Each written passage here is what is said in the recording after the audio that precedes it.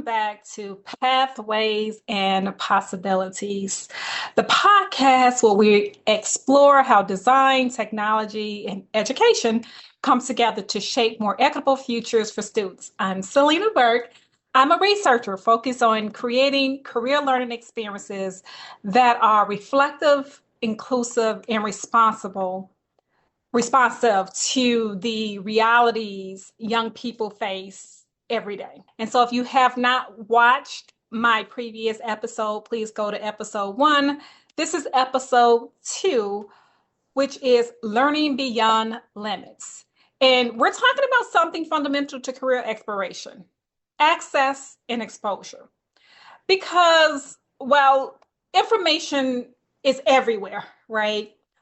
Not all students have the same pathway into possibilities. We often assume that students are just a Google search away from discovering any career they want, right?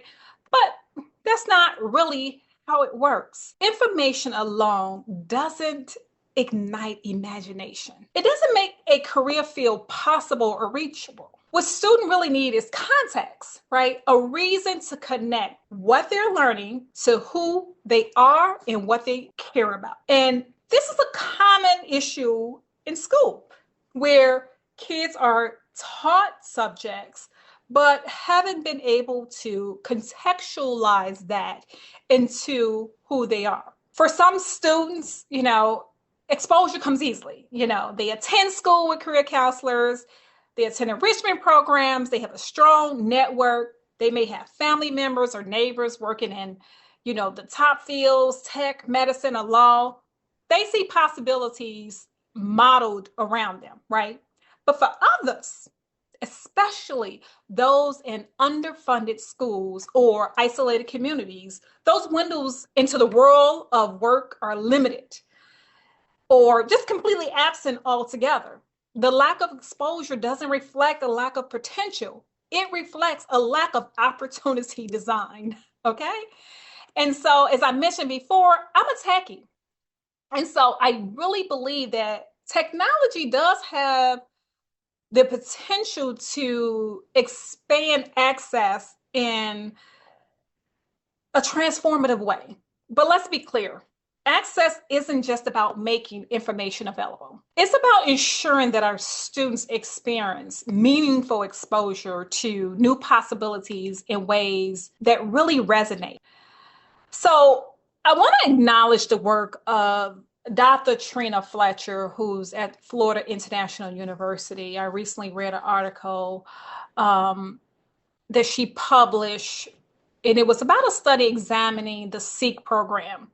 And SEEK was a summer engineering experience for kids that was offered by the National Society of Black Engineers, which is an organization that I am part of. And so if you are not familiar with the National Society of Black Engineers, please look into that. They even have like a junior membership for kids, exposing them to technologies. And even if even if you're not interested or can't afford the membership, they do activities all the time. We recently did one at the University of Chicago where we can explore kids to different engineering careers. And so please do that. But Dr. Fletcher, her article also examining Black students and mentors experiences in a summer engineering experiences for kids program, which you can find on Google Scholar. I'll put a link below this video so that you can also get access to the actual article. Please read it.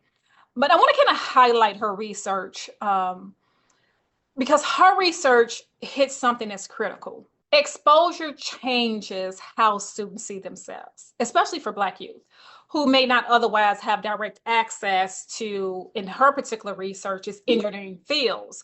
But I believe that having access the lack of exposure to certain careers limited kids' imagination to things that they can potentially pursue in their own lives. This study found that Black students, particularly Black male participants, were more likely to express interest in STEM. And so that's science, technology, engineering, mathematics, and there's a STEAM, and then there's STEM, and there's STEM, which actually adds art. So you can look the two different things up.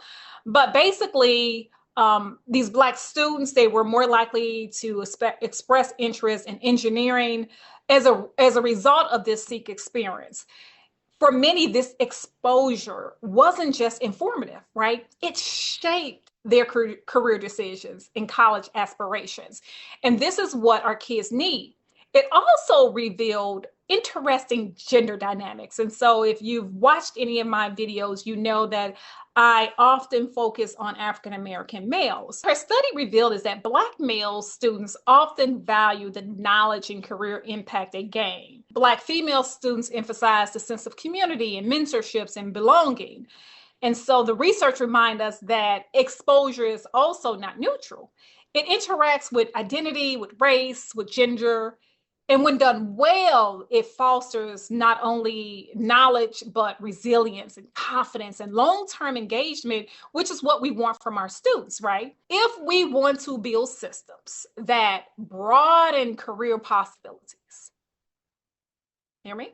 We have to design experiences that are not only technically accessible, but also emotional and culturally meaningful to the students that we serve. And so, as designers, educators, and researchers, we can't just ask whether students have access to content, right? It's not just about availability. We have to ask, are they connecting to it? Does it speak to their lived experience? And does it give them a sense of agency? Right? And as we build tools, especially digital ones, we need to center these questions.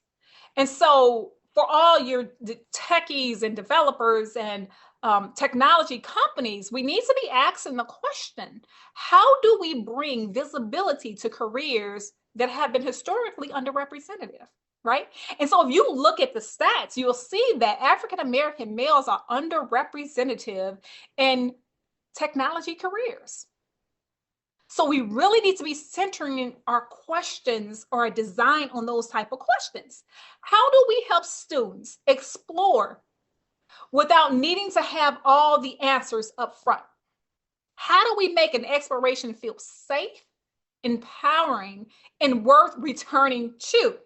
Right? So it's one thing to design it. So how do we get the kids to come back to that technology so that they can explore and continue to explore? Because if you remember my last episode, kids are continuously evolving.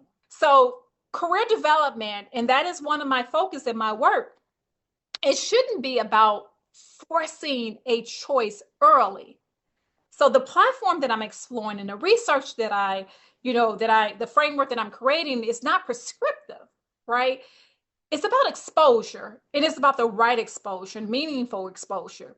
It should be about nurturing curiosity, especially when students haven't yet had the chance to dream, right? And so, what's next? I believe that future systems, whether digital or hybrid, must be designed to expand exposure deliberately. We need to be intentional about our design. That means embedding stories that students can relate to, providing tools that adapt to changing interests. Because my kid, 1 year he wants to do this, 1 year he wants to do that. His interest is evolving. And so the technology needs to embed stories that students can relate to and adapt to as their interests change, and making sure that discovery is not a privilege, right? It's a norm. It should be a norm. Because in the end, when students are exposed to possibilities, they begin to author new futures, and that's what we want. Not just ones that's been told or available, but ones that didn't even know they could dream of. Those are the real dreams. And so this is my second episode, and we have a lineup where we're going to start talking and interviewing people that are students and educators and people that's actually in the field that's actually affected by these platform designs. And so again, I want to thank you for joining me today on Pathways and Possibilities. If this conversation resonates, whether you are an educator, designer, a funder, or a parent, I hope you'll continue walking with us as we explore how to create systems that serve all students. And one of the things that I am advocate of is co-design. And so if you are one of those stakeholders and you want to provide input or you want to, let's talk about it, right? So shoot me an email. You can access that at my website. You also can learn more about my research and the work at Let Design Innovate by visiting letdesigninnovate.org. And be sure to subscribe so you don't miss out on what's next. If you believe in this work and you want to help expand access for more students, please consider making a donation at letdesigninnovate.org/donate. Every contribution helps move one step closer to equity and career learning. It also is able for me to provide more programs to kids on career exploration and further my research. And that's what we want to be doing. And so until next time, keep imagining, keep listening, keep designing futures that reach beyond limits. Thank you.